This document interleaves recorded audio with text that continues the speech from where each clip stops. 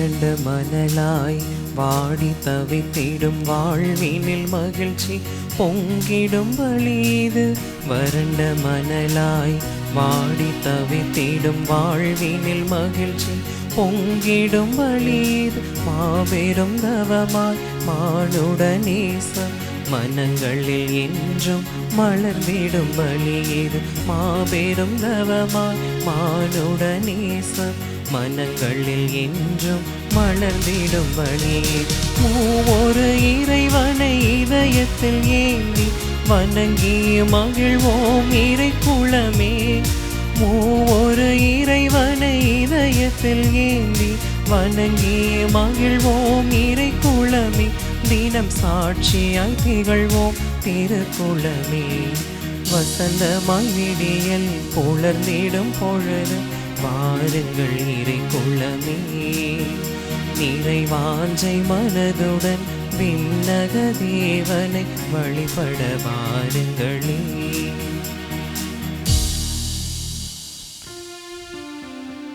தந்தை மகன் தூய் ஆவியாரின் பெயராலே ஆமென். நம் ஆண்டவராகிய இயேசு கிறிஸ்துவின் அருளும் கடவுளின் அன்பும் தூய் ஆவியாரின் நட்புறவும் உங்கள் அனைவரோடும் இருப்பதாக. ஆன்மாவோடும் இருப்பதாக. அன்புமிக்க சகோதர சகோதரிகளே, இந்த நாளிலே மூவொரு கடவுள் பெருவிழாவை நாம் கொண்டாடி மகிழ்ந்து கொண்டிருக்கிறோம். கிறிஸ்தவ சமயத்தினுடைய அடிப்படை மறை உண்மைகளில் ஒன்றான மூவொரு கடவுள், ஒரே கடவுள் 3 ஆட்களாக செயல்பட்டு தந்தையாம் கடவுள் நம்மை படைத்தவராக, நம்மை மீட்டவராக அவருடைய மகனாகிய நம் ஆண்டவர் இயேசு கிறிஸ்து, நம்முடைய துணையாளராக நம்மை தொடர்ந்து ஒவ்வொரு நாளும் வழிநடத்தி வருகிற தூய ஆவியார், இவர்கள் மூவரும் ஒரே கடவுளாக நம்மை வழிநடத்தி கொண்டிருக்கிறார்கள், நம்மை பாதுகாத்து கொண்டிருக்கிறார்கள், நமக்கு எல்லாவித ஆசிரியம் கொடுத்து கொண்டிருக்கிறார்கள். இந்த நாளிலே சிறப்பாக மூவொரு கடவுள் விழாவை கொண்டாடி மகிழ்ந்து கொண்டிருக்கக்கூடிய நாம், அந்த மூவொரு கடவுளுடைய நாமத்தினாலே திருமுழுக்கு பெற்றிருக்கக்கூடிய கிறிஸ்தவர்களாகிய நாம் சிறப்பாக நம்மையும் நம்முடைய குடும்பங்களையும் இந்த நேரத்தில் இந்த விழா திருப்பலியிலே ஒப்பு கொடுத்து சிறப்பாக ஜெபிப்போம். ஆண்டவர் தாமே நம்மை ஆசீர்வதித்து நம்மை வழி நடத்தி நம்மை பாதுகாக்க இந்த நேரத்தில் சிறப்பாக மன்றாடுவோம். அன்புமிக்க சகோதர சகோதரிகளை, தூய மறை நிகழ்வுகளை கொண்டாட நாம் தகுதி பெறும் பொருட்டு நம் பாவங்களை ஏற்றுக்கொள்வோம். எல்லாம் வல்ல இறைவனிடமும் சகோதர சகோதரிகளை உங்களிடமும் நான் பாவி என ஏற்றுக்கொள்கின்றேன். ஏனெனில் என் சிந்தனையாலும் சொல்லாலும் செயலாலும் கடமையில் தவறியதாலும் பாவங்கள் பல செய்தேன். என் பாவமே என் பாவமே என் பெரும் பாவமே. ஆகையால் எப்போதும் கன்னியான புனித மரியாவையும் வானதூதர் புனிதர் அனைவரையும் சகோதர சகோதரிகளை உங்களையும் நம் இறைவனாகிய ஆண்டவரிடம் எனக்காக வேண்டிக் கொள்ள மன்றாடுகிறேன். எல்லாம் வல்ல இறைவன் நம்மை இரக்கம் வைத்து நம் பாவங்களை மன்னித்து நம்மை நிலை வாழ்வுக்கு அழைத்துச் செல்வாராக. ஆமென்.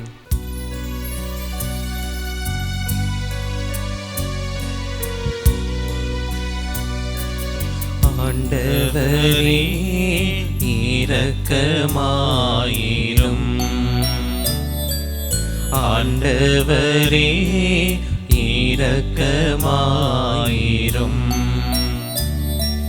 கிறிஸ்துவே இரக்கமாயிரும்.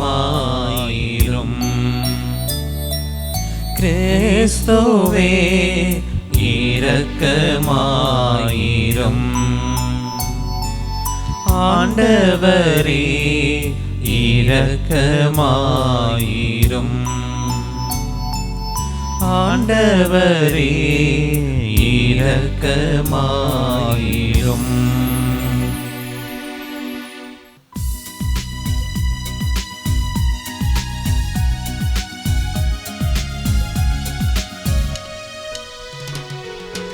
உன்னதங்களிலே கடவுளுக்கு மாட்சி உண்டாகுக. உலகினிலே நல் மனத்தோர்க்கு அமைதியாக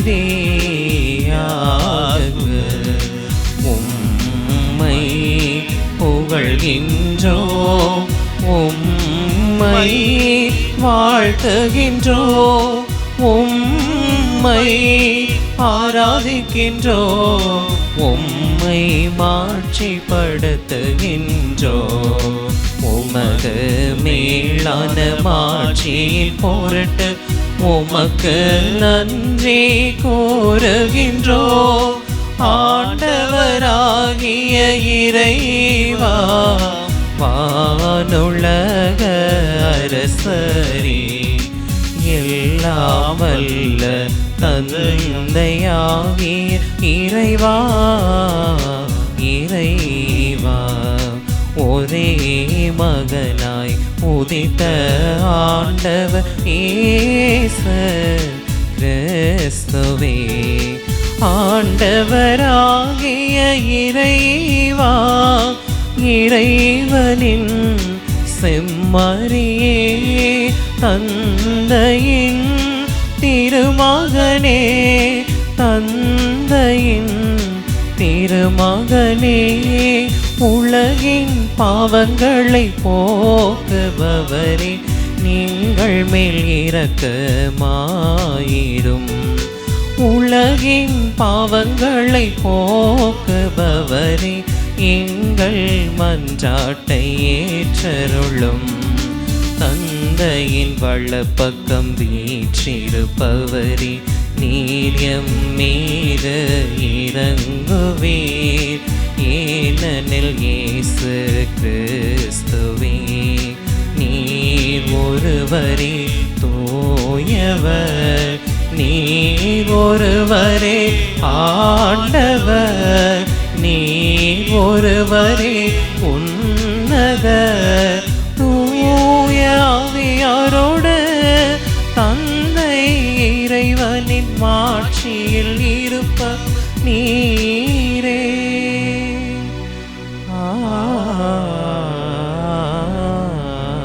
ஆமென். ஜெபிப்போமாக. தந்தையே இறைவா, உண்மையின் வார்த்தையையும் புனிதப்படுத்தும் தூய ஆவியாரையும் உலகுக்கு அனுப்பி உமது வியத்தகு மறைபொருளை மானிடருக்கு வெளிப்படுத்தினீரே. நாங்கள் உண்மையான நம்பிக்கையை அறிக்கிடுவதன் வழியாக என்றும் உள்ள மூவொரு கடவுளின் மாட்சியை அறிந்து கொள்ளவும் உமது மாண்பின் பேராற்றலில் நீர் ஒருவராக இருக்கின்றீர் என ஏற்று வழிபடவும் எங்களுக்கு அருள்வீராக.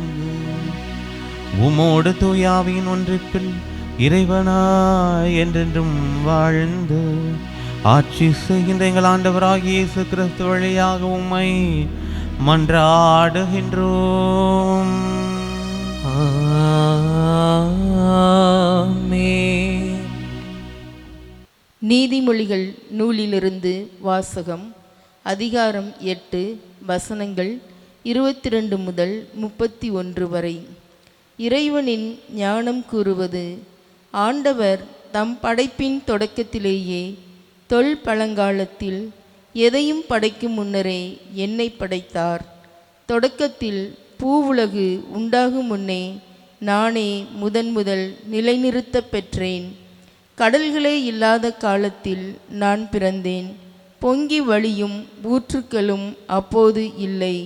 மலைகள் நிலைநாட்டப்படும் முன்னே, குன்றுகள் உண்டாகும் முன்னே நான் பிறந்தேன். அவர் பூவுலகையும் பரந்த வெளியையும் உண்டாக்கும் முன்னே, உலகின் முதல் மண் துகளை உண்டாக்கும் முன்னே நான் பிறந்தேன். வானத்தை அவர் நிலைநிறுத்தின போது, கடல் மீது அடிவானத்தின் எல்லையை குறித்த போது நான் அங்கே இருந்தேன். உலகத்தில் மேகங்களை அவர் அமைத்த போது, ஆழ்கடலில் ஊற்றுக்களை அவர் தோற்றுவித்த போது நான் அங்கே இருந்தேன். அவர் கடலுக்கு எல்லையை ஏற்படுத்தி அந்த எல்லையை கடல் நீர் கடவாதிருக்கும்படி செய்தபோது, பூவுலகிற்கு அவர் அடித்தளமிட்டபோது நான் அவர் அருகில் அவருடைய சிற்பியாய் இருந்தேன். நாள்தோறும் அவருக்கு மகிழ்ச்சி ஊட்டினேன். எப்போதும் அவர் முன்னிலையில் மகிழ்ந்து செயலாற்றினேன். அவரது பூவுலகில் எங்கும் மகிழ்ந்து செயலாற்றினேன். மனித இனத்தோடு இருப்பதில் மகிழ்ச்சி கண்டேன். ஆண்டவரின் அருள்வாக்கு. இறைவனுக்கு நன்றி. பதிலுரை பாடல். நீங்கள் அனைவரும் பாட வேண்டிய பல்லவி. ஆண்டவரே, உமது பெயர் உலகெங்கும் மேன்மையாய் உள்ளது.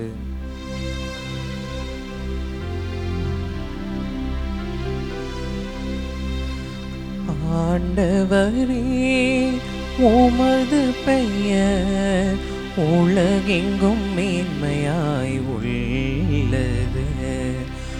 ஆண்டவரே, உமது பெயர் உலகெங்கும் மேன்மையாய் உள்ளது. உலகெங்கும் மேன்மையாய் உள்ளது. உமது கைவேலை பாடாகிய வானத்தையும் அதில் நீர் பொருத்தியுள்ள நிலாவையும் விண்மீன்களையும் நான் நோக்கும்போது மனிதரை நீர் நினைவில் கொள்வதற்கு அவர்கள் யார்? மனித பிறவிகளை நீர் ஒரு பொருட்டாக எண்ணுவதற்கு அவர்கள் எம்மாத்திரம். ஆண்டவரே, உமது பெயர் உலகெங்கும் மேன்மையாய் உள்ளது. ஆண்டவரே, உமது பெயர் உலகெங்கும் மேன்மையாய் உள்ளது. உலகெங்கும் மேன்மையாய் உள்ளது. ஆயினும் அவர்களை கடவுளாகிய உமக்கு சற்றே சிறியவர் ஆக்கியுள்ளீர். மாட்சியையும் மேன்மையையும் அவர்களுக்கு முடியாக சூட்டியுள்ளீர். உமது கை படைத்தவற்றை அவர்கள் ஆளும்படி செய்துள்ளீர். எல்லாவற்றையும் அவர்கள் பாதங்களுக்கு கீழ்ப்படுத்தியுள்ளீர். ஆண்டவரே, உமது பெயர் உலகெங்கும் மேன்மையாய் உள்ளது. ஆண்டவரே, உமது பெயர் உலகெங்கும் மேன்மையாய் உள்ளது. உலகெங்கும் மேன்மையாய் உள்ளது. ஆடு மாடுகள் எல்லா வகையான காட்டு விலங்குகள், வானத்து பறவைகள், கடல் மீன்கள், ஆழ்கடலில் நீந்தி செல்லும் உயிரினங்கள் அனைத்தையும் அவர்களுக்கு கீழ்ப்படுத்தியுள்ளார். ஆண்டவரே, உமது பெயர் உலகெங்கும் மேன்மையாய் உள்ளது. ஆண்டவரே, உமது பெயர் உலகெங்கும் மேன்மையாய் உள்ளது. உலகெங்கும் மேன்மையாய் உள்ளது.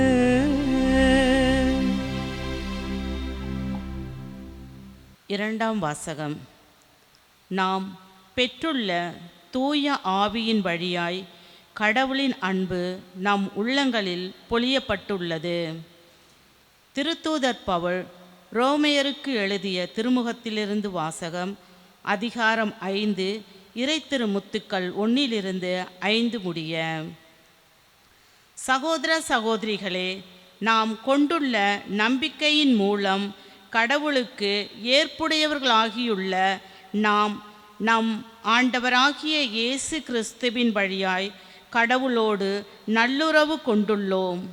நாம் இப்பொழுது அருள்நிலையை பெற்றிருக்கின்றோம். இந்நிலையை அடையும் உரிமை இயேசு கிறிஸ்து மீது கொண்ட நம்பிக்கையால்தான், அவர் வழியாகவே நமக்கு கிடைத்தது. கடவுளின் மாட்சியில் பங்கு பெறுவோம் என்னும் எதிர்நோக்கில் நாம் பெருமகிழ்வும் கொள்ள முடிகிறது. அது மட்டுமல்ல, துன்பங்களை தாங்கிக் கொள்வதிலும் பெருமகிழ்ச்சி கொள்கின்றோம். ஏனெனில் துன்பத்தில்தான் மன உறுதியும், மன உறுதியால் தகைமையும், தகைமையினால் எதிர்நோக்கு விளைவும் என அறிந்திருக்கின்றோம். அந்த எதிர்நோக்கு ஒருபொழுதும் ஏமாற்றம் தராது. ஏனெனில் நாம் பெற்றுள்ள தூய ஆவியின் வழியாய் கடவுளின் அன்பு நம் உள்ளங்களில் பொழியப்பட்டுள்ளது. ஆண்டவரின் அருள்வாக்கு. இறைவனுக்கு நன்றி.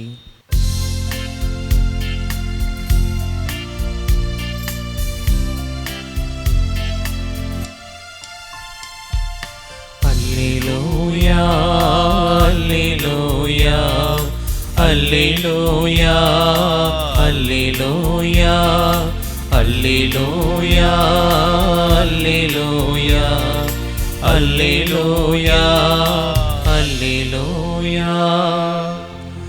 இருந்தவரும் இருக்கின்றவரும் வரவிருக்கின்றவரும் எல்லா வல்லவருமான கடவுள் தந்தை மகன் தூய ஆவியாருக்கு மகிமை உண்டாகுக. அல்லேலூயா அல்லேலூயா அல்லேலூயா அல்லேலூயா அல்லேலூயா. ஆண்டவர் உங்களோடு இருப்பாராக. உம்மான்மாவோடும் இருப்பாராக. புனித யோவான் எழுதிய நற்செய்தியிலிருந்து வாசகம். ஆண்டவரே மாட்சி உமக்கே. யோவான் எழுதிய நற்செய்தி அதிகாரம் 16 இறைவசனங்கள் 12-15 வரை. அக்காலத்தில் இயேசு தம் சீடர்களுக்கு கூறியது, நான் உங்களிடம் சொல்ல வேண்டியவை இன்னும் பல உள்ளன, ஆனால் அவற்றை இப்போது உங்களால் தாங்க இயலாது. உண்மையை வெளிப்படுத்தும் தூய ஆவியார் வரும்போது அவர் முழு உண்மையை நோக்கி உங்களை வழிநடத்துவார். அவர் தாமாக எதையும் பேச மாட்டார், தாம் கேட்பதையே பேசுவார். வரப்போகிறவற்றை உங்களுக்கு அறிவிப்பார். அவர் என்னிடமிருந்து கேட்டு உங்களுக்கு அறிவிப்பார். இவ்வாறு அவர் என்னை மாட்சிப்படுத்துவார். தந்தையுடையவை யாவும் என்னுடையவையே. எனவேதான் அவர் என்னிடமிருந்து பெற்று உங்களுக்கு அறிவிப்பார் என்றேன். ஆண்டவரின் அருள்வாக்கு. கிறிஸ்துவே உமக்கு புகழ். கிறிஸ்து இயேசுவில் அன்பான இறை மக்களே, மூவொரு கடவுளுடைய பெருவிழாவை இந்த ஞாயிற்றுக்கிழமை அனைத்து பங்குகளிலும் மக்கள் பேருவகையோடு கொண்டாடுவார்கள். ஏனென்றால் திருச்சபையின் ஆதியும் அந்தமும் தொடக்கமுமாக இருந்த முதல் ஜெபமே தந்தை மகன் தூய ஆவியின் பெயராலே ஆமேன் என்பதுதான். அது இல்லாமல் நம்ம எந்த ஜெபமும் சொல்றதில்லை, எந்த வழிபாட்டு காரியங்களையும் ஆரம்பிப்பதில்லை.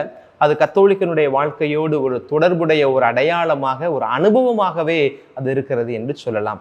இப்பேற்பட்ட ஒரு விழாவை ஒரே கடவுள் 3 ஆட்களாக இருக்கிறார்கள் என்பதை உங்களுக்கு விளக்கி சொல்ல வேண்டுமென்றால், என்னுடைய வார்த்தையில் சொல்வதை காட்டிலும் உலக புகழ்பெற்ற, உலக மக்கள் அனைவராலும் ஏற்றுக்கொள்ளப்பட்ட ஒரு அறிஞர், ஒரு விஞ்ஞானி தாமஸ் ஆல்வா எடிசன், அவருடைய வாழ்க்கையிலிருந்து உங்களுக்கு சொல்லலாம் என்று நினைக்கிறேன்.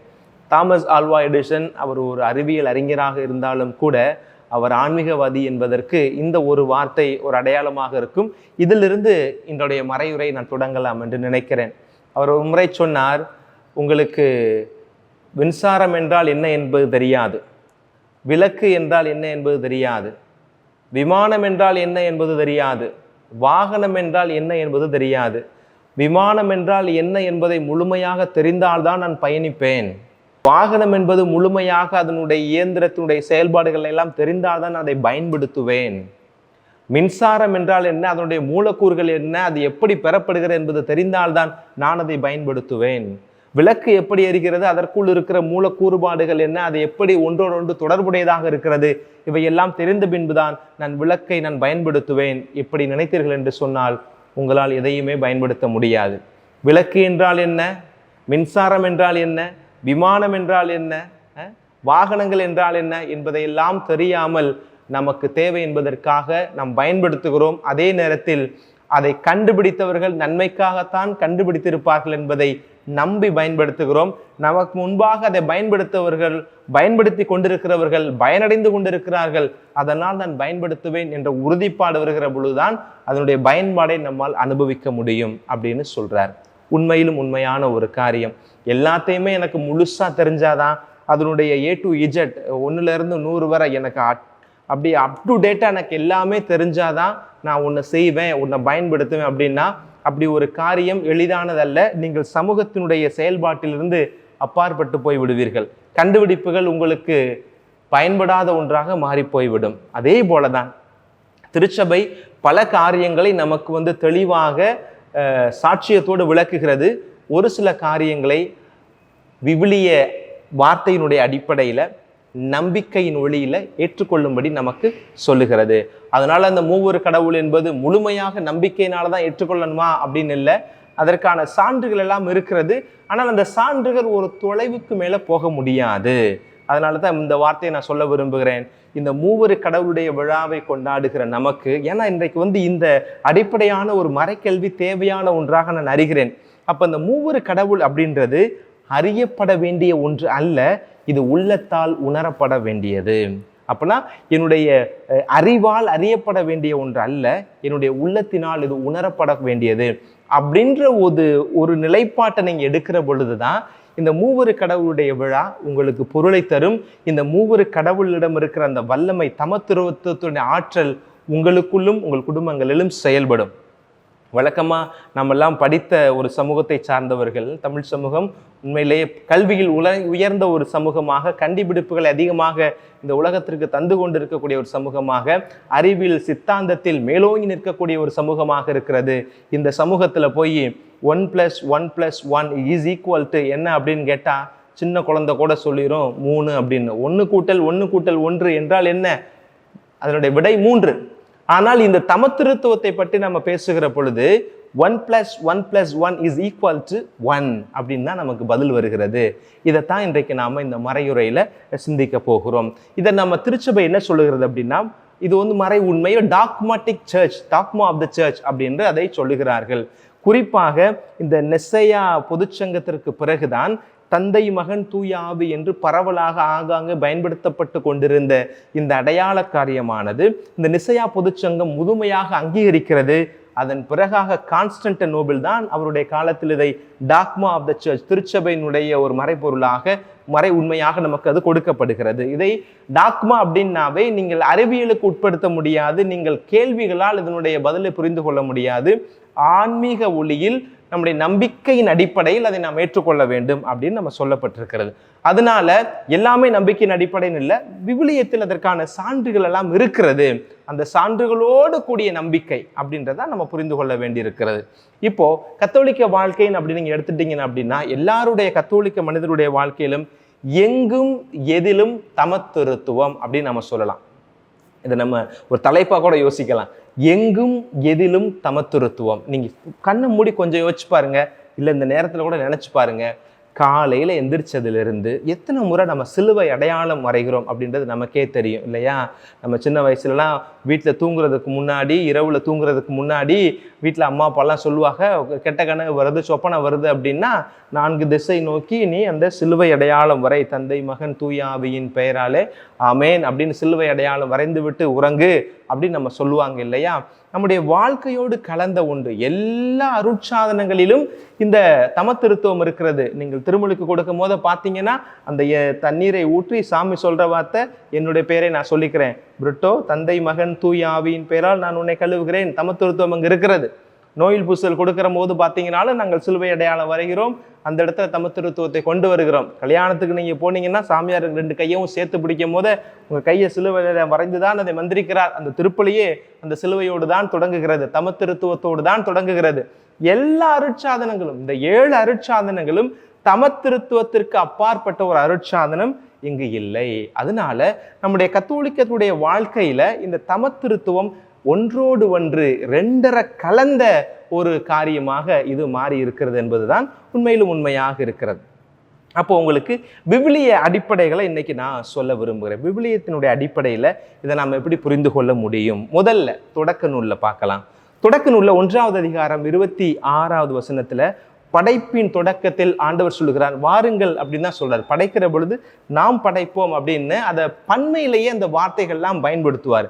படைக்கிற ஒரு கடவுள் தான் அப்படின்னு நம்ம சொன்னாலும் அங்கே ஏன் பன்மை அப்படின்ற ஒரு பொருள் வருகிறது, பன்மைத்தன்மையா அந்த இடத்துல சொற்றொடாக வருகிறது அப்படின்னா, தந்த கடவுள் என்று சொல்லுகிற பொழுது அவர்கள் மூவரையும் ஒருமித்த ஒன்றாகத்தான் தொடக்க நூலில் நாம் பார்க்கிறோம். கடவுள் படைக்கக்கூடியவராக இருந்தாலும் அவர் உடனிருக்கக்கூடியவர்கள் தந்தையும் ஆவியானவருமாக தொடக்க நூல் 1:26 பழைய ஏற்பாட்டில் நமக்கு ஒரு சாட்சியத்தை சொல்லுகிறது. அதே தொடக்க நூல் 18வது அதிகாரத்துல 2வது வசனம் பாருங்க. ஆபிரகாம் அந்த 3 பேர் வந்து சந்திக்கிறார்களே, அந்த 3 பேருடைய அந்த 3 அப்படின்ற ஒரு எண்ணிக்கை, அந்த ஆழ்த்தன்மை நமக்கு எதை அடையாளப்படுத்துகிறது அப்படின்னா, இந்த 3 கடவுளைத்தான் அடையாளப்படுத்துகிறது. பழைய ஏற்பாட்டில் இருக்கிற இந்த 3 கடவுளுக்கான அந்த பொருளானது அல்லது அதை குறித்த தரவுகளானது இலைமறை காயாக அல்லது தொட்டும் தொடாமையும் தான் நமக்கு இருக்கிறது. ஆனால் பழைய ஏற்பாட்டிலும் இது இருக்கிறது அப்படின்றதுக்காண்டி நான் அதை சொல்றேன். அப்புறம் தொடக்க நூல் 11வது அதிகாரத்துல இந்த 7வது வசனம் உங்களுக்கு தெரியும் இல்லையா, அந்த பாபேல் கோபுரம் கட்டுகிற பொழுது கட்டி நம்ம அந்த மக்களுடைய சக்தியை, ஆற்றலை நம்ம எப்பேற்பட்டவங்க அப்படின்றத காமிக்கலாம் அப்படின்ட்டு தனி மனித ஸ்துதியோடு அவர்கள் அந்த பாபேல் கோபுரத்தை கட்டுகிற பொழுது அப்போ அந்த வசனம் வரும், வாருங்கள் நாம் போய் அவர்களோட குழப்பத்தை உருவாக்குவோம் அப்படின்னு சொல்ல வரும். அப்போ அந்த இடத்துல வாருங்கள் அப்படின்னும் போது நம்ம என்ன நினைக்கிறோம், ஓகே அப்போ இந்த 3 கடவுளுடைய அந்த கூறுகள், அதற்கான சாத்திய கூறுகளை நம்ம இந்த பழைய ஏற்பாட்டில் 3 இடங்கள்ல அதுவும் தொடக்க நூல்லையே நம்ம பார்க்கிறோம். பின்வரும் பகுதிகளாக நம்ம விட்டுட்டு நம்ம நேரடியாக எங்கே போகலாம் அப்படின்னா விவிலியத்தின் அடிப்படையில். நான் மீண்டுமாக சொல்லுகிறேன், இது எனக்கு விளக்கமாக சொன்னாதான் நான் நம்புவேன் அப்படின்ற மாதிரி ஒரு சிந்தனையோடு இருக்கிறீங்க அப்படின்னா உங்களுக்கு தமத்திருத்துவம் ஒரு காலத்திலையும் அதனுடைய ஆற்றலை, வல்லமையை வெளிப்படுத்த முடியாமலே போய்விடும். ஏனென்றால் இது அறிவால் முழுமையாக அறிந்து கொள்ளப்பட முடியாத ஒன்று. ஒரு முறை ஒரு பிஷப் ஆயர் இருக்கிறார் இல்லையா, ஆயர் உறுதி பூசலுக்காண்டி ஒரு கிராமப்புற பங்குக்கு போயிருக்கிறாரு. அப்போ ஆயர் வர்றாருன்னு சொன்ன உடனே அந்த பங்கு சாமியார் ரொம்ப சின்ன சாமியார், முதலையா பங்கு சாமியார் அவர் பதவி எடுத்த பிறகு அவருடைய முதல் ஆண்டுலேயே அவர் வந்து என்ன பண்ணுறாருன்னா, பிள்ளைகளுக்கு திருமுழுக்கு கொடுக்கணும், அதே நேரத்தில் மற்ற அருட்சாதனங்களும் பார்க்கணும் அப்படின்னு நினைக்கிறாரு. நிறைய பேர் உறுதி பூசல் வாங்காமல் இருக்கிறார். அப்போ சாமி வந்து என்ன செய்கிறாரு, உறுதி பூசலுக்கு மக்களை தயார்படுத்துகிறார். அதற்கு வேதியுடைய உதவி, அருட்சகோதரியுடைய உதவி, சின்ன சாமியார் இருக்கிறனால எல்லாரும் சேர்ந்து நல்ல ஆர்வமாக பிள்ளைகளை என்ன செய்கிறாங்க, உறுதி பூசலுக்கு நல்லா தயார் பண்ணி வச்சிருக்கிறாங்க. அப்போ பிஷப்பு ஊருக்கு வர்றார். ஊருக்கு வந்த பிஷப்பு அந்த உறுதி பூசல் சடங்குகள் எல்லாம் நம்ம ஆரம்பிக்கிற போது கேள்விகள்லாம் எதுவுமே கேட்கல, அவர் வாட்டில் ஆரம்பிச்சிட்டாரு. அதில் பிரச்சனை என்ன, அந்த பிஷப்பு கொஞ்சம் காது கேட்காது, ரொம்ப வயசானவர், அவர் ரிட்டையர் ஆகக்கூடிய சூழ்நிலையில் இருக்கக்கூடிய ஒரு 75 வயசு பிஷப்பு, காதும் கேட்காது, நடையெல்லாம் தளர்ந்த நிலையில் இருக்கிறார், வயோதிகமான ஆயர். அப்போ அவர் போனோடனே சாமிக்கு வந்து இந்த புது பங்கு சாமியாருக்கு ஒரே மாதிரி, அவ்வளோ தூரம் மக்களை நம்ம தயார் பண்ணி வச்சுருக்கோம், பிள்ளைகளை சிஸ்டர்ஸ் கஷ்டப்பட்டு வேஸ்ட்டாக போச்சே, வேதியர் சொல்லி கொடுத்த வேஸ்ட்டாக போச்சே, ஒரு வாரமாக நானும் போய் கிளாஸ் எடுத்தேனே, நம்ம பிள்ளைங்க எவ்வளோ தூரத்துக்கு தயார்படுத்தப்பட்டிருக்குதுன்றது ஆயருக்கு தெரியப்படுத்தலான்னு பார்த்தா கேள்வி கேட்க மாட்டேன்றாருன்னு சொல்லிட்டு இவரே போய், ஆண்டவரே பிள்ளைகிட்ட 2 கேள்விகளுங்க, பதில் சொல்லுங்க அப்படின்னு சொல்லி காதோட காதை வச்சு சொல்லிட்டார். சொன்னவொன்னே அப்படியா சரி கேட்குறேன் போ அப்படின்னு சொல்லி போங்க அப்படின்ட்டு போயிட்டார். அப்போ ஆயர் வந்து கேள்வி கேட்குறாரு, தமத்திருத்துவம் என்றால் என்ன அப்படின்னு சொல்லி கேட்குறாரு. அப்போ ஒரு அழகா ஒரு குழந்தை எந்திரிச்சு டக்குன்னு சொல்லிடுச்சு. அது என்ன சொன்னிச்சு, 3 ஆட்கள் ஆனால் ஒரே கடவுளாக இருக்கிறார்கள், தந்தை மகன் தூய ஆவி ஒரே கடவுள், இதுதான் தமத்திருத்துவம் அப்படின்னு இந்த குழந்தை சொன்னிச்சு. நம்ம ஆயருக்கு ஏற்கனவே காது கேட்காதே, வயசாகி போனவர், வயசாகவும் ஆயிடுச்சு, காதும் கேட்காதனால இவர் என்ன பண்ணியிருக்காரு, இங்கே இருந்துக்கிட்டு ஐ டோன்ட் அண்டர்ஸ்டாண்ட், புரியலையே அப்படின்னாராம். என்ன சொல்றாரு, புரியலையே அப்படின்றாரு. ஏன்னா இவருக்கு இங்கே கேட்கல. உடனே டக்குன்னு அந்த பங்கு சாமியார் கிட்ட போய் சொல்றாரு, கரெக்டாக சொன்னீங்க ஆண்டவரே, என் பிள்ளை சொன்னதை நீங்கள் தெளிவாக சொல்லிட்டீங்க. தமத்திருத்துவம் என்பதை யாராலும் புரிந்து கொள்ள முடியாது, அதை உங்கள் வாயாலே சொல்லும் போத அது பிள்ளைகளுக்கு மிகப்பெரிய ஒரு மறைக்கேள்வி அப்படின்னு சொன்னாராம். இப்போ பார்த்துங்க, இது ஒரு வேடிக்கையாக இருந்தாலும் கூட தமத்திருத்துவம் என்பது யாராலும் முழுமையாக புரிந்து கொள்ள முடியாது, அதை முழுமையாக அறிந்து கொள்ள முடியாது. இந்த இக்கை வச்சுக்கிட்டே நான் உங்களுக்கு ஏன் சொல்கிறேன் அப்படின்னா, நீங்கள் அறிவிலிருந்து கடந்து ஞானத்திற்குள் செல்லுங்கள், அறிவிலிருந்து கடந்து உள்ளத்தால் உணர முயற்சி செய்யுங்கள். இப்போ புதிய ஏற்பாட்டுக்கு வருவோம். புதிய ஏற்பாட்டில் மங்கள வார்த்தை ஜெபம் இருக்கிறது இல்லையா, அதில் நீங்கள் தெளிவாக பார்க்க முடியும் இந்த மூவர் கடவுளுடைய சங்கமத்தை. எப்படி தந்தையாம் கடவுளானவர் கப்ரியேல் தூதரை அனுப்பி வைக்கிறார் இல்லையா, தந்தையாம் கடவுள் கப்ரியேல் தூதரை அனுப்பி வைக்கிறார். அந்த இடத்துல என்ன ரெண்டாவது நடக்கிறது, ஆவியானவர் இறங்குகிறார். ஆவியானவர் இறங்குகிறார். மகனானவர் என்ன செய்கிறார், மகனானவர் கருவாகிறார். The word incarnation. மூணையும் பார்க்க முடியுது இல்லையா, தந்தை கடவுள், ஆவி கடவுள், மகன் கடவுள். கப்ரியேல் தூதர் கடவுளிடமிருந்து வருகிறார், அந்த வார்த்தையானவர் தன்னுடைய கருவில் இறங்குகிறார், தூய ஆவியானவர் உடன் இருக்கிறார் மங்கள வார்த்தை ஜெபத்தில். ரெண்டாவது இயேசுடைய திருமுழுக்கள் நம்ம எல்லாருக்கும் தெரிஞ்சதுதான். இவரே என் அன்பார்ந்த மகன் அப்படின்னு தந்தை கடவுள் சொல்லுகிற பொழுது அந்த இடத்துல என்ன நடக்கிறது, ஆவியானவர் வெண்புறா வடிவில் இறங்கி வருகிறார். அந்த இடத்துல மகனாம் கடவுளானவர் அந்த அருளையும் வார்த்தையும் தன்னகத்தை பெறக்கூடியவராக இருக்கிறார். 2 சாட்சியம் இருக்கிறதா.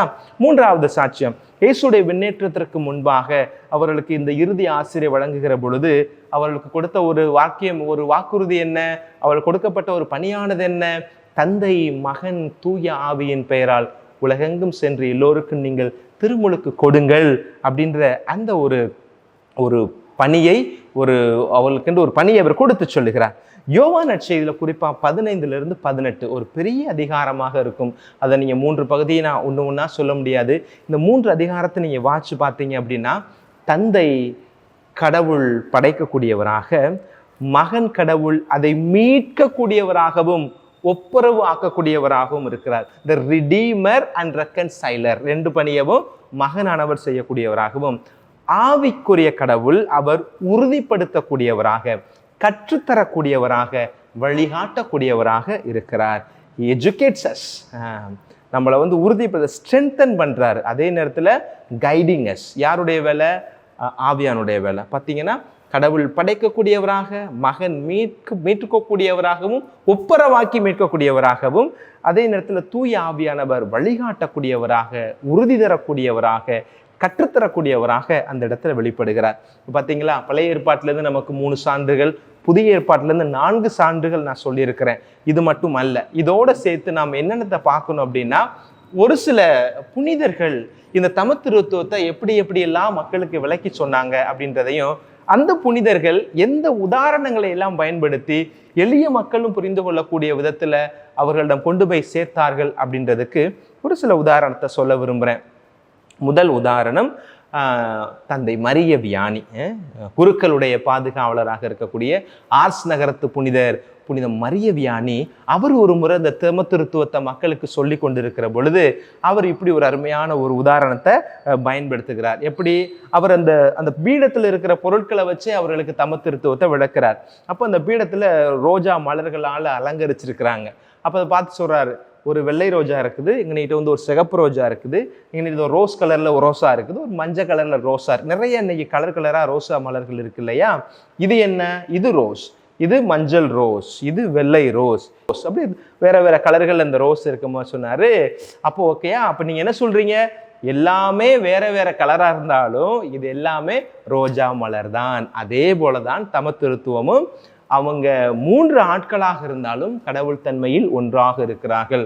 நான் சொல்லலை, புனித மரிய வியானி சொல்றார். அப்படியே ஆல்டரில் பார்க்குறாரு, விளக்கு இருக்குது. அந்த விளக்கை பார்த்துட்டு போய் சொல்றாரு, இங்கே விளக்கு இருக்கிறதா, இங்கே ஒரு மெழுதிரி எரிகிறது, அங்கே என்னது, அங்கே பாஸ்கா திரி எரிகிறது. இந்த திரி பாஸ்கா திரியிலிருந்து தான் அந்த பீடத்திற்கான திரியை நாம கொளுத்தி வச்சிருக்கிறோம் அப்படின்னு சொல்லிட்டு இன்னொரு திரியை அதில் போய் கொளுத்திட்டு சொன்னாரா. இந்த திரி என்ன, இதுவும் மெழுகுதிரி, இது விளக்கு, இது பாஸ்கா திரி, ஆனால் ஒளி ஒன்றுதான். அதுபோலதான் இந்த விளக்குகளும் திரிகளும் பாஸ்கா கேண்டிலும் வேறவா இருந்தாலும் ஒளி ஒன்றாக இருப்பது போல ஒரே கடவுள் தான் அப்படின்றத சொன்னாரு. இன்னொரு அடையாளத்தையும் அவர்களுக்கு என்ன சொல்றாரு அப்படின்னா, அந்த நாட்டில் வந்து பனி பெய்யும். பிரான்ஸ் நாட்டில் நம்ம நேயர்களை நிறைய பேர் பிரான்ஸ்ல இருந்தெல்லாம் பார்க்குறாங்க. சில நேரங்களில் நமக்கு அதெல்லாம் சொல்லுவாங்க இல்லையா? அப்போ பனி பெய்யுது. அப்போ அவர் என்ன செய்கிறாரு, ஒரு கிண்ணத்தில் இருக்கிற தண்ணியை காமிக்கிறார். அந்த ஆல்டரில் கை கழுவுறதுக்கு வச்சுருப்போம் இல்லையா, அந்த தண்ணி எடுத்துக்க. இதுன்றது இது தண்ணி. சரி, இந்த தண்ணியே நவம்பர் டிசம்பரில் என்னவாயிருது, நமக்கு அது பனியாக என்ன செய்கிறது, மாறி போகிறது. அப்போ நமக்கு சம்மர் வருது. ஆகஸ்ட் செப்டம்பரில் நமக்கு ஜூலைக்கு அப்புறம் ஆகஸ்ட்ல நமக்கு சம்மர் வருது. அப்போ என்ன செய்யுது, இந்த பனியானது மீண்டுமாக ஆவியாக போகிறது. அப்போ நீராவி, தண்ணீர், அதே நேரத்தில் இந்த பக்கம் என்னது, ஐஸ், ஐஸ் கட்டி. ஐஸ் கட்டி சரியான தமிழ் வார்த்தை தெரியல. அப்போ இது மூணையும் பார்க்கும் போது எல்லாமே தண்ணி தான், ஆனால் வேற வேற ஃபார்மில் இருக்கு. இது போலதான் தமத்திருத்துவம் அப்படின்னு எப்பேற்பட்ட புனிதர் அவர். அந்த ஞான பீடமாக இருக்கிற, ஞான உதயமாக இருக்கிற மரியவியானியே எளிய பொருட்களை வைத்து அந்த அன்னைக்கு நாட்கள்ல தமத்திருத்துவத்தை விளக்கி சொன்னாரு. இந்த சொன்ன விளக்கம் எனக்கு ஏற்புடையதாக இருந்துச்சு. எனக்கு தமத்திருத்துவத்தை உள்வாங்கிக் கொள்வதற்கு 1+1+1=1 அப்படின்றத நான் உள்வாங்கிக் கொள்ள எனக்கு துணையா இருந்துச்சு. உங்களுக்கு துணையா இருக்குதான்னு பாருங்க. உங்க குழந்தைங்களுக்கு இதை விளக்கி சொன்னீங்கன்னா எளிமையா புரிந்து கொள்ளுங்கள். அதே போல புனித சிரில் அப்படின்னு ஒருத்தர், அவர் ஒரு விளக்கத்தை சொல்றாரு. அவர் என்ன சொல்றாரு, சூரியன் என்பது பேரொளியாக இருக்கிறது. இந்த பிளாஸ்டிங் சன் அப்படின்றது பேரொளியாக இருக்கிறது. அதுல இருந்து ஒளிக்கற்றை வருகிறது. அந்த ஒளிக்கற்றை நம்ம ஹீட் எனர்ஜியா, நம்ம வெப்ப சக்தியா மாத்துறோம். அப்படின்னா இந்த வெப்ப சக்தி, இந்த ஒளிக்கற்றை, அந்த சூரியன், இது மூன்றுமே வேற வேற போல நமக்கு தெரிஞ்சாலும் எல்லாமே அது ஒளியினுடைய அடிப்படையாக சூரிய ஆற்றலாக இருக்கிறது. இதை வச்சு நாம தமத்திருத்துவத்தை புரிந்து கொள்ளணும் அப்படின்னு புனித சிரில், அவர் ஒரு விவிலிய அறிஞரும் கூட, அவரே இந்த ஒரு எளிமையான ஒரு உதாரணத்தை ஒளியை வைத்து சொல்லுகிறார். அப்போ நீங்க இது போல நீங்க யோசிங்க, எந்தெந்த மாதிரி எல்லாம் நம்முடைய குழந்தைகளுக்கு இதை விளக்கி சொல்லலாம், உங்களுக்குள்ள எப்படி அதை விளங்கி கொள்ளலாம் அப்படின்றத நீங்களே யோசிச்சு பார்க்கணும். பிரியமானவர்களே, அப்ப இத்தனை உதாரணங்களை சொன்னது, விவிலிய பின்னணியெல்லாம் சொன்ன பின்னகும் கூட நமக்கு ஒரு சின்ன ஒரு நெருடல் இருக்கும். அது எப்படி அப்படின்னு வரும் இல்லையா? நான் நினைக்கிறேன் எல்லாமே இந்த உலகத்துல நிறைய அதிசயங்கள், இன்னும் கண்டுபிடிக்க முடியாத மர்மங்கள் இருக்கிறது, கண்டுபிடிக்க முடியாத மறைபொருள் இருக்கிறது. ஏன்னா நானே ஒரு மறைபொருளுங்க. உங்களுடைய உடலை நீங்கள் உற்று பார்த்தீர்கள் என்று சொன்னால் தமத்திருத்துவத்தை பற்றி எந்த ஒரு சந்தேகமும் நம்ம கேட்கவே மாட்டோம். நான் எடுத்த தரவுகளை சொல்றேன். நம்ம உடம்புல 206 எலும்புகள் இருக்கிறதா, 639 சதைநார் மசில்ஸ் இருக்குதா, 30 ட்ரில்லியன் செல்ஸ் நம்ம உடம்புக்குள்ள இருக்குது. அப்போ நம்மனால ஒரு நாளைக்கு 10,000 செயல்பாடுகள் நம்மளால இந்த உடல்னால செய்ய முடியுமா? நமக்கு தெரிஞ்சது என்ன இருக்கும்? என்னால் சிரிக்க முடியும், ஓட முடியும், நடக்க முடியும், உட்கார முடியும், குனிய முடியும், இதெல்லாம் செயல்பாடுகள் தான். ஆனால் இந்த உடம்புனால 10,000 செயல்பாடுகளை செய்ய முடியுமா? அதிசயமாக இருக்கிறது. 750 மில்லியன் ஏர் சாக்ஸ் எங்க இருக்குதான், நம்ம நுரையீரலுக்குள்ள அது இருக்குதான். அப்ப இதெல்லாம் பார்க்கிற பொழுது இன்னும் எவ்வளவு கண்டுபிடிக்க வேண்டிய காரியங்கள் இந்த உடம்புக்குள்ள இருக்குது அப்படின்னு நமக்கே தெரியல. ஆனால் இதையெல்லாம் அறிவுக்கு உட்படுத்தி ஒவ்வொன்றாக ஆய்ந்து பார்க்காமல் நாம் அதை ஏற்றுக்கொள்வது போலதான் இந்த தமத்திருத்துவமும், அதற்குள்ள இருக்க மிஸ்ட்ரியை நம்மால் என்ன செய்ய முடியாது, முழுமையாக புரிந்து கொள்ள முடியாது. ஏற்றுக்கொள்வோம். தந்தை படைக்கக்கூடியவராக, மகன் நம்மை ஒப்புரவு மூலமாக ஒப்புரவாக்கி மீட்கக்கூடியவராக, தூய ஆவியானவர் வழி நடத்தக்கூடியவராக இருக்கிறார். இன்றைக்கு நற்செய்தியிலையும் தானே பார்க்கிறோம். ஆவியானவர் எதையும் தாமாக சொல்வதில்லை, என்னிடமிருந்து கேட்டுத்தான் உங்களுக்கு சொல்லுகிறார். அவர் சொல்வதும் நான் சொல்வதும் ஒன்றுதான். நான் சொல்வது எல்லாம் என் தந்தையுடையது, தந்தையுடையதெல்லாம் என்னுடையது அப்படின்னு சொல்லி இந்த தமத்திருத்துவத்தினுடைய உறவை எவ்வளவு அழகாக ஆண்டவர் நமக்கு இந்த நற்செய்தியில் இன்னைக்கு சொல்றார். யோவானுடைய பகுதிகளில் அதெல்லாம் உள்வாங்குகிற பொழுது இந்த தமத்திருத்துவம் திருச்சபையினுடைய அடிநாதமாக, அச்சாரமாக இருக்கிறது என்பதை நாம் நம்ப வேண்டும். இப்ப 2 புனிதர்களை பத்தி நாம சொல்லி உங்களுக்கு நிறைவு செஞ்சேன். யாரோட, மரியவியானியை பத்தி நம்ம கேள்விப்பட்டோம். புனித சிரில், அவர் எப்படி இந்த தமத்திருத்துவத்தை விளங்கி கொண்டார் என்று. இன்னொரு முக்கியமான ஆள் இருக்கார். அவர் யார் அப்படின்னா புனித அகுஸ்தினர், அகுஸ்தின் ஆஃப் கிப்போ அப்படின்னு ஒரு இடத்துல ஒரு நல்ல புனிதர், உலகம் தெரிந்த ஒரு புனிதர். அவர் ஒரு நல்ல ஒரு அறிஞர், விவிலிய அறிஞரும் கூட. அவர் நிறைய விவிலியத்தினுடைய வார்த்தைகளுக்கு, திருச்சபையினுடைய ஒழுங்குகளுக்கு, அந்த டாக்மார்க்ஸ் விளக்கம் எழுதக்கூடியவர் தான். அப்போ இந்த தமத்திருத்துவத்திற்கு அவர் விளக்கம் எழுதி கொண்டு இருந்தார். அப்போ தமத்திருத்துவத்துக்கு விளக்கம் எழுதுகிற அந்த நாட்களில் அவர்னாலேயே கன்வின்ஸாக எழுத முடியலை. இதை எப்படி அவருக்குள்ளே ஒரு போராட்டம், 1 + 1 + 1 = 1. அது எப்படி சாத்தியப்படும்? இதை எப்படி மக்கள் ஏற்றுக்கொள்வார்கள்? ஒன்று நான் எழுத்துப்பூர்வமாக எழுதிட்டேன் அப்படின்னா, ஒரு அறிஞர் என்கிற முறையில் என்னை நம்பக்கூடியவர்கள், என்னுடைய வார்த்தையை நேசிக்கக்கூடியவர்கள், ஏற்றுக்கொள்ளக்கூடியவர்களுக்கு நான் சரியான விதத்தில் தகுதியும் நீதியுமான ஒரு செய்தியை சொல்ல வேண்டுமே, இதை எப்படி நிறைவு செய்யறதுன்னு தெரியாமல் குழம்பி போயிருக்கிறாரு. சபையிலேருந்து சொல்கிறாங்க, அதை எழுதி சீக்கிரம் முடிங்க அப்படின்னு சொல்கிறாரு.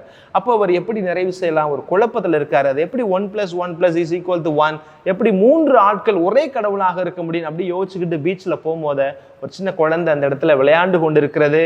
அந்த குழந்தை விளையாண்டு கொண்டிருக்கிறது என்ன விளையாட்டு?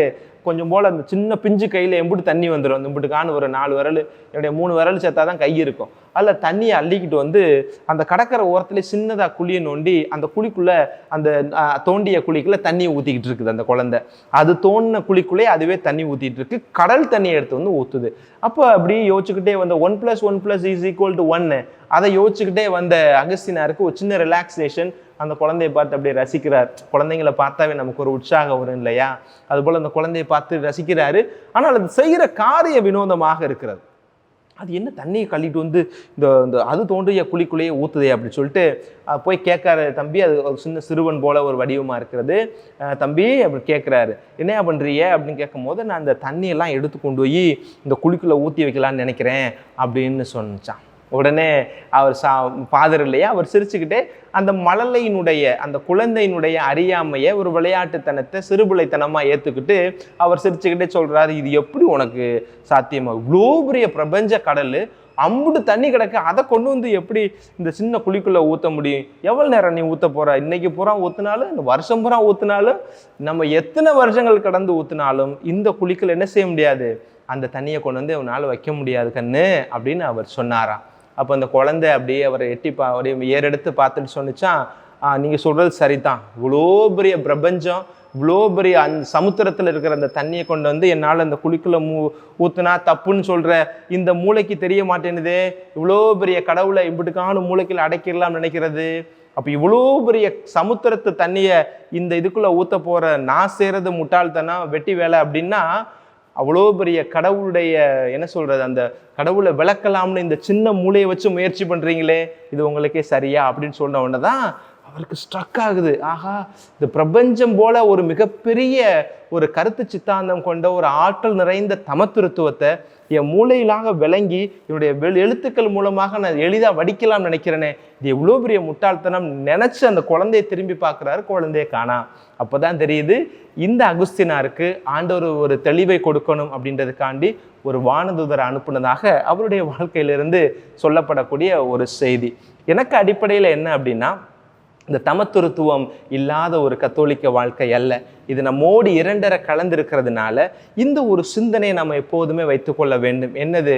கடவுளால் படைக்கப்பட்ட நான் படைத்தவரை முழுமையாக உள்வாங்கி விட்டேன் என்று சொன்னால், படைத்தவர் இப்படிப்பட்டவர் தான் என்பதை நான் வரையறுத்து விட்டேன் என்று சொன்னால், அவர் படைக்கப்பட்டவராக இருப்பதில் அர்த்தமே இல்லை.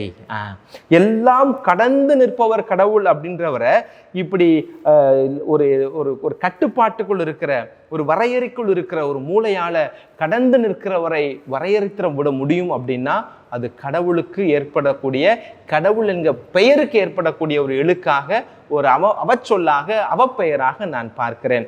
ஆக இன்றைக்கு இந்த மூவரு கடவுளுடைய விழாவை நாம் எல்லாரும் பேருவகையோடு கொண்டாடுகிற இந்த நல்ல நாளில் ஒரு சில கருத்துக்களை நான் உங்களோடு பகிர்ந்து கொண்டேன். இன்னைக்கு மூவரு கடவுளுடைய வல்லமையை பற்றி நான் உங்களுக்கு அதிகமாக சொல்லலை. மூவரு கடவுளுடைய வல்லமையை பற்றி மற்ற நீங்கள் திருப்பள்ளிக்கு போகிற பொழுது உங்கள் ஃபாதர் சொல்லியிருப்பாங்க. அப்போ அதில் என்ன மறையுறை வருகிறது நமக்கு தெரியல. இது என்னுடைய சிந்தையில் ஏற்பட்ட ஒரு காரியம். இன்னைக்கு அறிவியல், விஞ்ஞானம், ஏஐ அப்படின்னு சொல்லிட்டு அடுத்தடுத்த கட்டத்தை நோக்கி உலகம் ஓடிக்கொண்டிருக்கிறது இல்லையா? அப்போ இந்த சூழ்நிலையில் இன்றைக்கு இளைஞர்களுக்கு, குழந்தைகளுக்கு இன்னைக்கு எல்லாத்தையுமே எக்ஸ்பிரிமெண்டல் பண்ணி அதை லெபார்டரி டெஸ்ட் மூலமாக தான் நம்புவேன் அப்படின்னு போகிற உலகத்தில் இந்த தமத்துருத்துவத்தினுடைய கான்செப்டாக இருக்கிற 3 ஆட்கள் ஒரே கடவுள், 1 + 1 + 1 = 1 அப்படின்றத எப்படி விளக்கலாம் அப்படின்னு நினைக்கிற பொழுது என்னுடைய இறை தூண்டுதல் ஏற்பட்ட அனுபவங்களை, நான் படித்தவற்றை, கற்றவற்றை இந்த நாளில் உங்களோடு நான் பகிர்ந்திருக்கிறேன். தமத்துருத்துவம், இந்த மூவரு கடவுளுடைய வல்லமை உங்களை ஆளுகை செய்யட்டும். இந்த மூவர் கடவுளுடைய நாமத்தினால நீங்கள் கேட்கிற ஜெபிக்கிற ஒவ்வொரு காரியங்களையும் இறைவன் உங்களுக்கு தந்து ஆசீர்வதிக்க வேண்டும் என்று இந்த மூவர் கடவுளுடைய பெருவிழா நாளில் உங்களை வாழ்த்துகிறோம்.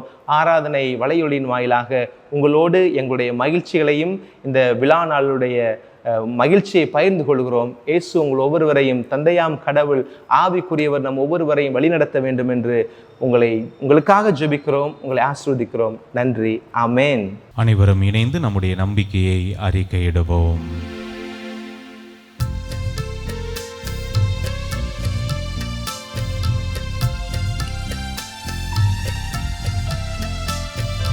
விண்ணையும் மண்ணையும் படைத்தவராம் கடவுள் ஒருவர் இருக்கின்றார். தந்தை மகன் தூய ஆவியராய் ஒன்றாய் வாழ்வோரை நம்புகிறேன். தூய ஆவியின் வல்லமையால் இறை மகன் நமக்காய் மனிதரானார். கன்னி மரியிடம் பிறந்தவராம் இயேசுவை உறுதியாய் நம்புகிறேன். பிலாத்துவின் ஆட்சியில் பாடுபட்டார். சிலுவையில் இறந்து அடக்கப்பட்டார். 3ஆம் நாளில் உயிர் தெழுந்தார். இறப்பின் மீதே வெற்றி கொண்டார்.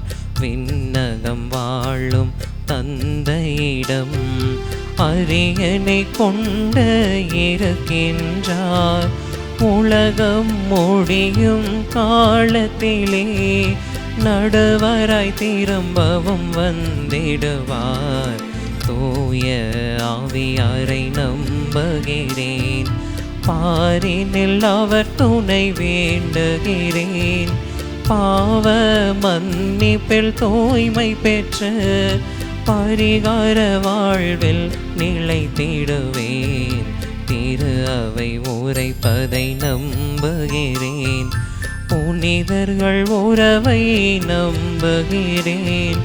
உடலின் உயிர்ப்பை நிலை வாழ்வை உறுதியுடனே நம்புகிறேன்.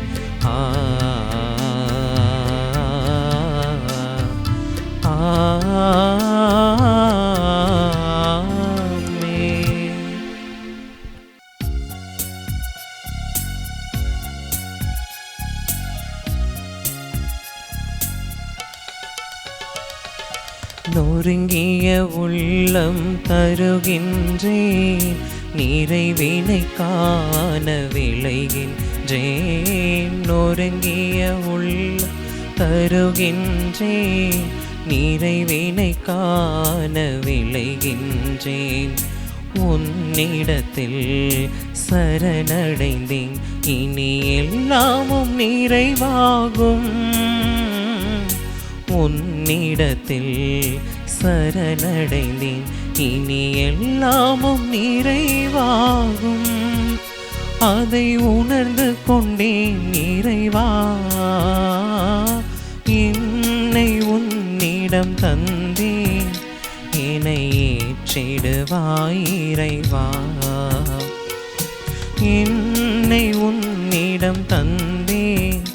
என்னை ஏற்றிடுவாய் இறைவா. இருப்பதெல்லாம் கொடுத்து விட்டேன். உன்னை போல் மாற்றிடுவாய். என்னை உன்னிடம் தந்தேன். என்னை ஏற்றிடுவாய் இறைவா. அன்புமிக்க சகோதர சகோதரிகளே, என்னுடையதும் உங்களுடையதுமான இப்பலி எல்லாம் வல்ல தந்தையாகி இறைவனை கேட்டதாகும்படி மன்றாடுங்கள். ஆண்டவர் தமது பெயரின் புகழ்ச்சிக்காகவும் மாட்சிக்காகவும் நமது நன்மைக்காகவும் புனித திரு அவை அனைத்து நலனுக்காகவும் உமது கையிலிருந்து இப்பலியை ஏற்றுக்கொள்வாராக. ஆண்டவரே எங்கள் இறைவா, உமது பெயரை மன்றாடி நாங்கள் ஒப்புக் கொடுக்கும் எங்கள் பணியின் காணிக்கைகளை தூய்மைப்படுத்தியருளும். இதன் வழியாக எங்களையே உமக்கு உகந்த நிலையான காணிக்கையாக மாற்றுவீராக. எங்கள் ஆண்டவராகிய இயேசு கிறிஸ்து வழியாக உம்மை மன்றாடுகின்றோம்.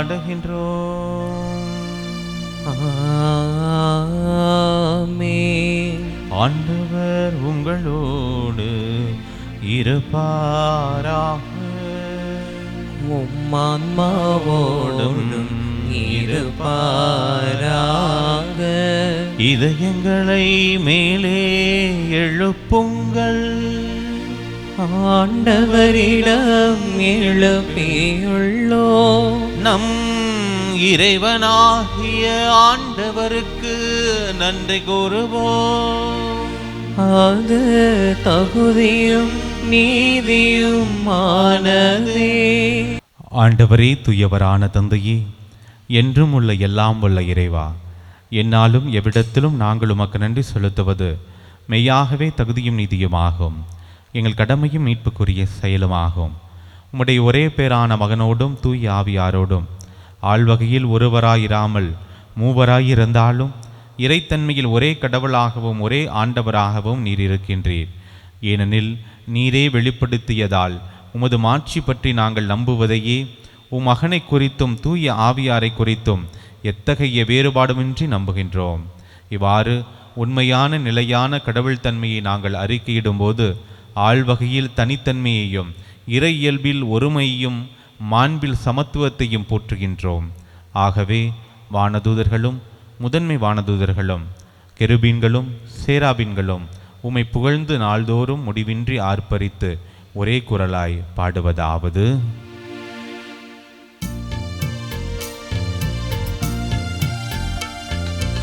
தூயவர் தூயவர் தூயவர் வான்படைகளின் கடவுளாம் ஆண்டவர்.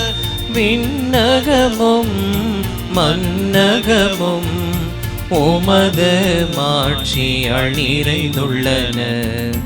உன்னதங்களிலே ஓசானா, உன்னதங்களிலே ஓசானா. ஆண்டவர் பெயரால் வருகிறவர் ஆசி பெற்றவர்.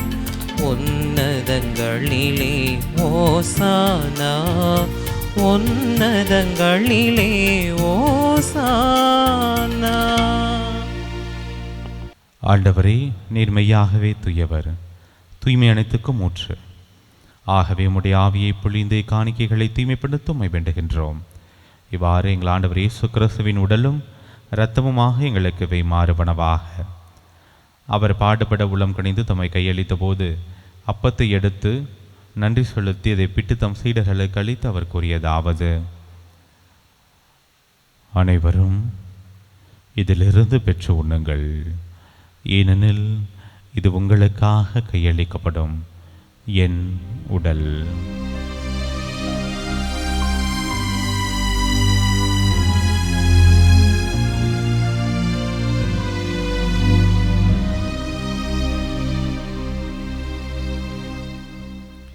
அவ்வண்ணமே இரவு விருந்தை அருந்திய பின் கிண்ணத்தையும் எடுத்து மீண்டும் உமக்கு நன்றி கூறி தம் சீடர்களுக்கு அளித்து அவர் கூறியதாவது: அனைவரும் இதிலிருந்து பெற்று பருகுங்கள், ஏனெனில் இது புதிய நிலையான உடன்படிக்கைக்குரிய இரத்தத்தின் கிண்ணம்.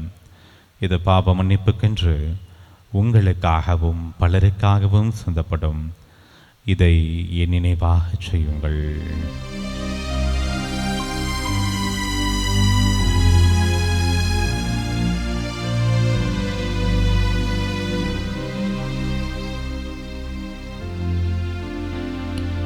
நம்பிக்கையின் மறைபொருள். ஆண்டவரே, நீர் வருமளவும் உமது இறப்பினை அறிக்கையிடுகின்றோம். உமது உயிர்ப்பினையும் எடுத்துரைக்கின்றோம். ஆகவே ஆண்டவரே, நாங்கள் கிறிஸ்துவின் இறப்பினையும் உயிர்ப்பினையும் நினைவு கூர்ந்து வாழ்வு தரும் அப்பத்தையும் மீட்பளிக்கும் கிண்ணத்தையும் உமக்கு ஒப்புக் கொடுக்கின்றோம். திருமுனின்று உமக்கு ஊழியம் புரிய தகுந்தவர்கள் என எங்களை ஏற்றுக்கொண்டீர். எனவே உமக்கு நன்றி செலுத்துகின்றோம். மேலும் கிறிஸ்துவின் உடலிலும் இரத்தத்திலும் பங்குள்ளும் எங்களை தூய ஆவியார் ஒன்று சேர்க்க வேண்டுமென உம்மை தாழ்மையுடன் மன்றாடுகின்றோம். ஆண்டவரே, உலகெங்கும் பரவியிருக்கும் ஒரு திரு அவையை நினைவு கூர்ந்தருளும். எங்கள் திருத்தந்தை லியோ, எங்கள் ஆயர் மெதுஹாரைக்கராஜ், எல்லா திருநிலையினராகிய அனைவரோடும் முது திரு அவை அன்பில் நிறைவு பெறச் செய்தருளும். உயிர்த்தெழும் எதிர்நோக்குடன் துயிலுள்ள எங்கள் சகோதரர் சகோதரிகளையும் இறந்தோர் அனைவரையும் இரக்கத்துடன் நினைவு கூர்ந்து முது திருமுக ஒளியினுள் ஏற்றருளும். எங்கள் அனைவர் மீதும் இரக்கமாயிரும். கடவுளின் கன்னித்தாயான புனித மரியா, அவருடைய கணவரான புனித யோசேப்பு, புனித திருத்தூதர்கள், இவ்வுலகிலும் உகந்தவராயிருந்தோர் ஆகிய புனிதர் அனைவருடனும் நாங்கள் நிலை வாழ்வில் பங்கொள்ளும் தகுதி பெற்று உம் திருமண இயேசு கிறிஸ்து வழியாக உம்மை புகழ்ந்தேத்த வரமருள உம்மை மன்றாடுகின்றோம்.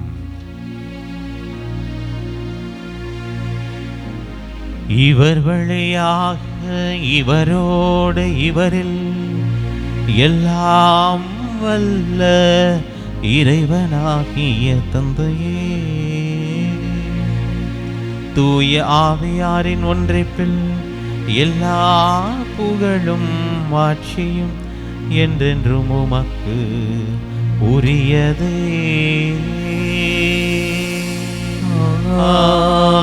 ஆமென், ஆமென், ஆமென்.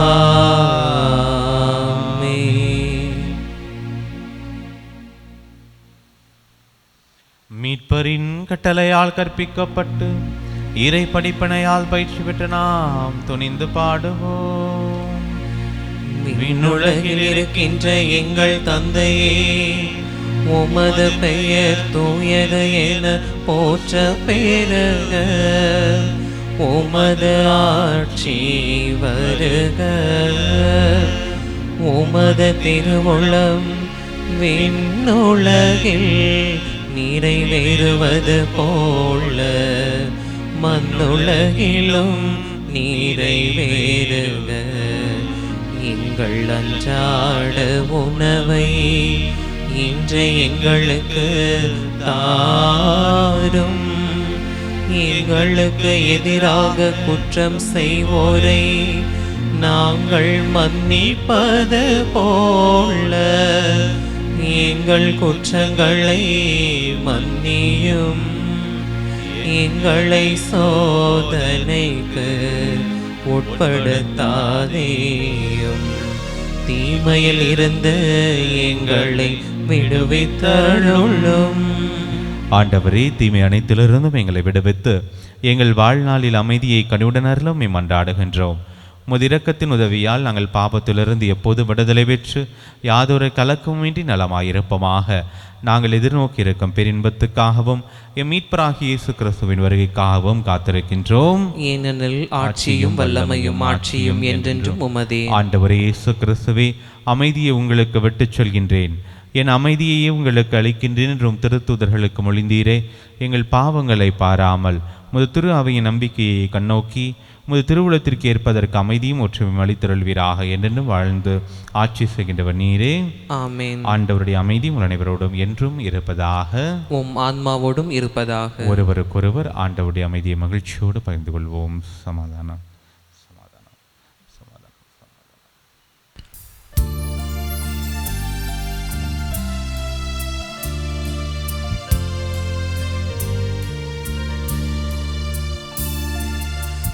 உலகின் பாவம் போக்கும் இறைவனின் செம்மறியே, எம்மேல் இரக்கம் வையும்.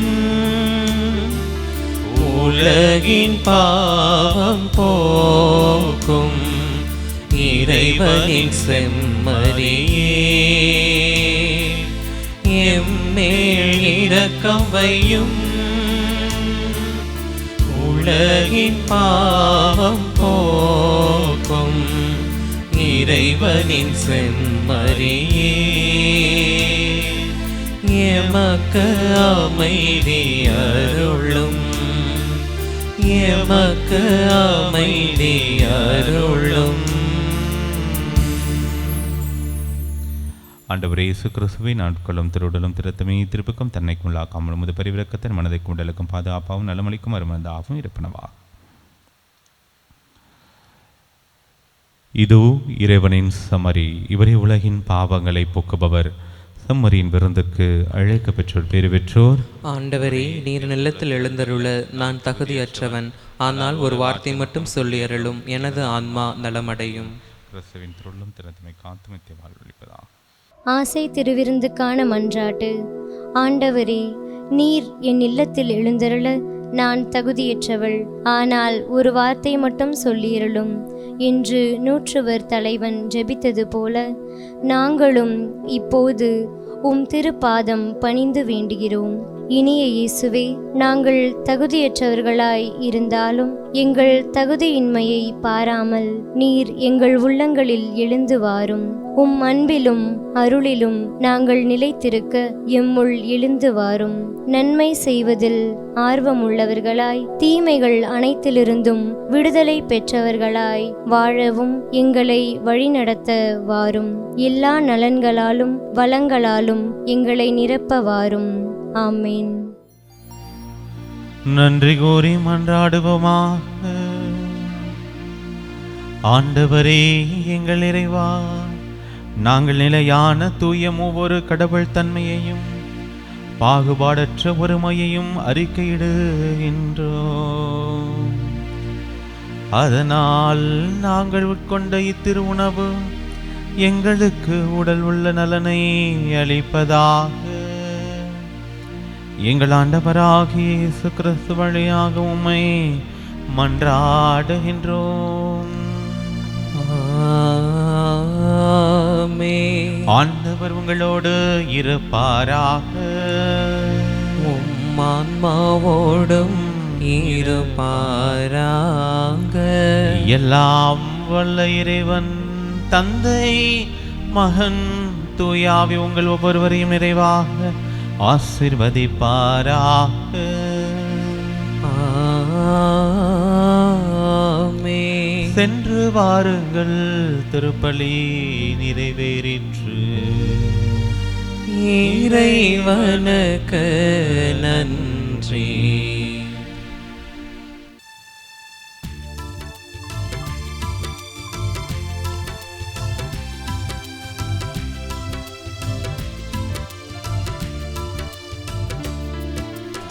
இளை மகனாம் இயேசுவுக்கு நீ இன்னும் எழுத்தும் போதித்தாய்.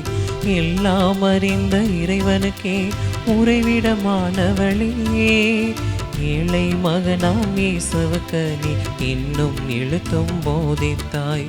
எல்லாம் அறிந்த இறைவனுக்கே உறைவிடமானவளே. பிள்ளைகள் எம்மை கண் பாரும், அறிவில் கரை சேரும். பிள்ளைகள் எம்மை கண் பாரும், அழிவில் கரை சேரும். கண்மணி போல் காத்திடமா, வழித்துணையும் நீயம்மா. கண்மணி போல் காத்திடமா, வழித்துணையும் நீயம்மா. விண்மீன் முடியென அணிந்தவளே, எங்கள் மரியே நீ வாழ்க. விண்ணக மன்னக காவலியே, எங்கள் மாதா நீ வாழ்க. விண்மீன் முடியென அணிந்தவளே, எங்கள் மரியே நீ வாழ்க. விண்ணக மன்னக காவலியே, எங்கள் மாதா நீ வாழ்க. அம்மா நீ வாழ்க, அமளியே நீ வாழ்க. அடைக்கலமே வாழ்க, எங்கள் ஆறுதலே வாழ்க. அம்மா நீ வாழ்க, அடைக்கலமே வாழ்க. அமளியே நீ வாழ்க, எங்கள் ஆறுதலே வாழ்க. விண்மீன் முடியென அணிந்தவளே, எங்கள் மரியே நீ வாழ்க. விண்ணக மன்னக காவலி, எங்கள் மாதா நீ வாழ்க. தந்தை, மகன், தூய ஆவியின் பெயராலே ஆமென்.